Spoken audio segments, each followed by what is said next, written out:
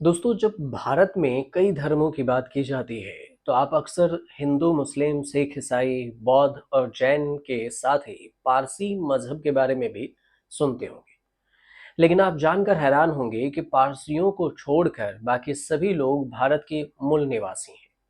लेकिन पारसियों के साथ ऐसा नहीं है।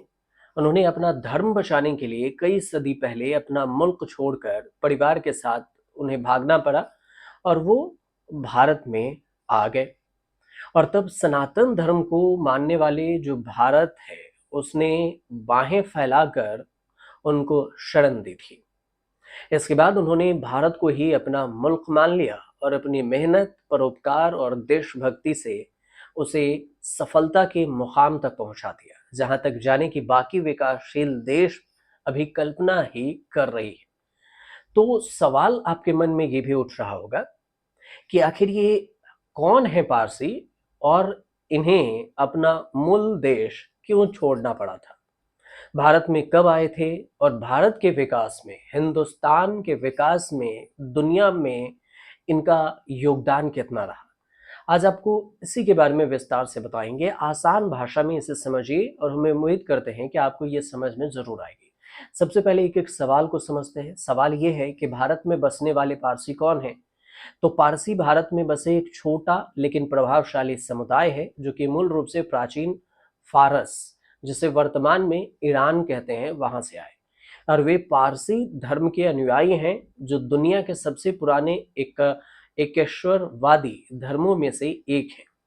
और यह धर्म पैगंबर जरथोस्त्र जो पैगंबर जरथुस्त्र द्वारा स्थापित किया गया था, और इसके अनुयायी अग्नि और प्रकाश को पवित्र मानते हैं।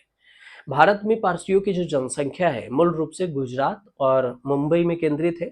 और वे अपने व्यवसायिक कौशल, शिक्षा और सामाजिक योगदान के लिए भी प्रसिद्ध माने जाते हैं, काफी फेमस हैं, चर्चाएं भी होती है।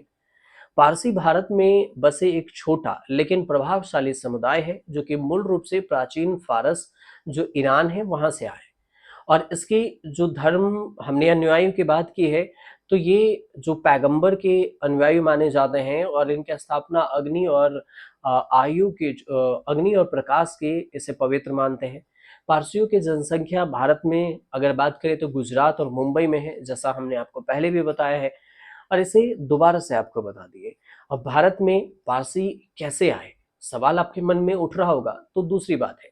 अब दूसरा सवाल ये है कि कैसे आए, तो पारसियों का भारत आगमन हुआ 7वीं और 10वीं शताब्दी के बीच में, जब अरब के मुस्लिम हमलावरों ने 636 ईस्वी में जरथुस्त्र धर्म को मानने वाले ईरान पर जीत हासिल करके वहां के लोगों को इस्लाम कबूल निकल करने और मरने का विकल्प दिया था कि या तो इस्लाम कबूल करो या फिर मार दिया जाएगा।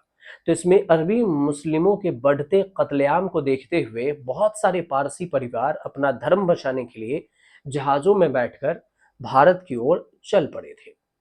और पारसी इतिहास के अनुसार से देखें तो एक समूह गुजरात के तट पर लगभग 716 से 936 ईस्वी के बीच में गुजरात के दीव या फिर सांजय में उतरा, और उन्हें स्थानीय हिंदू शासक, जिसे जादी राणा कहते हैं, जादी राणा ने शरण दी और उनसे शरण मांगी थी, तो शरण दिया भी गया। एक प्रसिद्ध जो कथा है उसमें ये भी है कि राणा ने उन्हें एक दूध से भरे गिलास की ओर इशारा कर कहा कि उनका राज पहले से ही भरा हुआ है, और इसके जवाब में पारसी पुजारियों ने दूध में चीनी मिलाई। तो ये दर्शाते हुए कि पारसी समुदाय ने केवल शांतिपूर्ण ढंग से एकीकृत होकर, बल्कि समाज को और समृद्ध करेगा। ये भी उन्होंने दर्शाया कि भले ही गिलास भरा हुआ हो, लेकिन उसमें चीनी घोल दिया जाए तो इतनी जगह तो होती है कि चीनी घुल जाए। और इस प्रकार उन्हें गुजरात में बसने की अनुमति मिल गई। राणा उससे खुश भी हुआ। अब इसके बाद पारसियों ने गुजरात में अपनी पहली अग्नि मंदिर, जिसे फायर टेम्पल कहते हैं, उसे सांजान में स्थापित किया। बाद में वे मुंबई और अन्य क्षेत्रों में भी धीरे धीरे फैल गए। उन्होंने व्यापार को बढ़ाया, उद्योगों को बढ़ाया और शिक्षा में महत्वपूर्ण योगदान दिया। विशेष रूप से ब्रिटिश काल में टाटा है, इसके अलावा गोदरेज है, वाडिया है, जैसे पारसी परिवार ने ही भारत के औद्योगिक और सामाजिक विकास में अहम भूमिका निभाई। इन सब का नाम आप सुनते ही होंगे, टाटा का नाम आप सुने ही होंगे, इसके अलावा गोदरेज का नाम भी आप जानते हैं, वाडिया का भी नाम जानते हैं। ये सारे पारसी परिवार ही हैं जो भारत में औद्योगिक क्षेत्र को बढ़ाया और इसमें अहम भूमिका निभाई। अब आता है कि आज भारत में पारसियों की जो आबादी है लगभग 60,000 से 70,000 ही बची हुई है, जो कि धीरे धीरे घट भी रही है। और फिर भी उनका जो सांस्कृतिक और आर्थिक प्रभाव है, उनकी संख्या है, वो कहीं अधिक है। वे मुख्यतः बिजनेस सेक्टर में कार्यरत हैं, लेकिन इसके साथ ही जुडिशियरी, मिलिट्री और विज्ञान में भी आपको पारसी काम करते हुए दिख जाएंगे। और अपने काम के प्रति समर्पित हैं, मृदु भाषी हैं, मतलब मधुर भाषा बोलने वाले, और प्राकृतिक प्रेमी भी हैं। पारसियों ने अपने श्रम से भारत को दुनिया के मजबूत राष्ट्रों में भी एक बनाने में अहम योगदान दिया है। और इसके कई उदाहरण हैं। पारसी समुदाय की जो सबसे बड़ी हस्तियां हैं, अगर वो कौन सी हैं, अब आप सोच रहे होंगे योगदान दिया तो कौन से हस्ती है।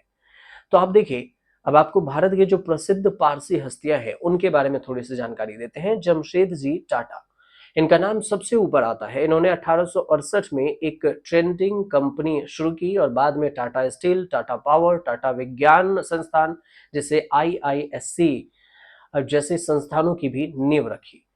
और उनके काम को पड़पोते रतन टाटा ने आगे बढ़ाया, दुनिया में भारत का सिक्का जमाया। जिस रतन टाटा को आप जानते ही हैं। अब आता है भारतीय परमाणु कार्यक्रम के जनक और भाभा परमाणु अनुसंधान केंद्र, भाभा रिसर्च सेंटर, जिसमें भाभा रिसर्च सेंटर में होमी जहांगीर भाभा ऐसे ही एक प्रसिद्ध पारसी हस्ती थे। वे परमाणु ऊर्जा आयोग के पहले अध्यक्ष भी थे और उनके ही प्रयासों से भारत एक परमाणु शक्ति के रूप में उभरा। और उनकी वैज्ञानिक दृष्टि ने भारत के वैश्विक स्तर पर वैज्ञानिक रिसर्च को सबसे आगे बढ़ाया। पाकिस्तान का गुरूर तोड़ने वाला भी पारसी ही था। तो अब कौन था ये भी समझिए। सैम मानेकशॉ, सैम मानेकशॉ भारतीय सेना के पहले फील्ड मार्शल थे। 1971 के भारत पाकिस्तान युद्ध के नायक हैं और वे भारतीय सेना के सेनाध्यक्ष 1969-1973 में रहे। उनके रणनीतिक नेतृत्व ने 1971 के युद्ध में भारत की जीत सुनिश्चित की और इसके परिणाम स्वरूप बांग्लादेश का निर्माण हुआ। इसके अलावा भी देखें तो सीरम इंस्टीट्यूट ऑफ इंडिया का नाम सुने होंगे। सीरम इंस्टीट्यूट ऑफ इंडिया के जो संस्थापक हैं, अध्यक्ष हैं साइरस पूनावाला, दुनिया का सबसे बड़ा वैक्सीन निर्माता है। कोविड-19 महामारी के दौरान उनकी कंपनी ने कोविशील्ड वैक्सीन का बड़े पैमाने पर उत्पादन किया, प्रोडक्शन किया, जिसने दुनिया भर के करोड़ों लोगों की जान बचाने के लिए भारत की सफलता का डंका भी बजाया। तो ये कुछ नाम थे। अब आते हैं जुडिशियली में। सुप्रीम कोर्ट के पूर्व जस्टिस रोहिंगटन एस नरीमन, ये भी पारसी थे। भारत के पूर्व सॉलिसिटर जनरल सोली सोराबजी कानून के दिग्गज रहे, जिनकी विद्वता, इनकी विद्वानता का लोहा आज भी सभी लोग मानते हैं। दादा भाई नौरोजी भारतीय राष्ट्रीय कांग्रेस के संस्थापक सदस्यों में से, ब्रिटिश संसद में चुने जाने वाले पहले भारतीय थे, पारसी थे। स्वतंत्रता संग्राम में उनकी भूमिका और उनके बौद्धिक योगदान ने भारतीय राष्ट्रवाद को भी मजबूत किया। अब अपनी मेहनत को भारत को बनाया था शक्ति, अपनी मेहनत से बड़ी शक्ति। आप कह सकते हैं कि पारसी भले ही भारत का सबसे छोटा और तेजी से घट रहा धार्मिक समुदाय हो, लेकिन उसने अपनी मेहनत से समुदाय के भारत के औद्योगिक, वैज्ञानिक, कानूनी और सांस्कृतिक क्षेत्रों में भी असाधारण योगदान दिया। उसमें टाटा गोदरेज है, इसके अलावा पूनावाला है और जैसे परिवार हैं दिग्गज। इसमें आर्थिक विकास को भी बढ़ावा दिया गया, जबकि भाभा, नरीमन और मानेकशॉ जैसे व्यक्तियों ने विज्ञान, कानून और रक्षा में भारत के वैश्विक मंच पर स्थापित किया इसे भारत को। और उनकी विरासत आज भी भारत के विकास को प्रेरित करती है। तो ये जो कुछ जानकारी थी पारसी समुदाय को लेकर, ये हमने आज आप तक बताई है आसान भाषा में। अगर आपको समझ में आए तो हमारे चैनल से जरूर जुड़िए, कमेंट जरूर कीजिएगा, लोगों तक शेयर कीजिए, थोड़ा सा सब्सक्राइब कर लीजिएगा चैनल को।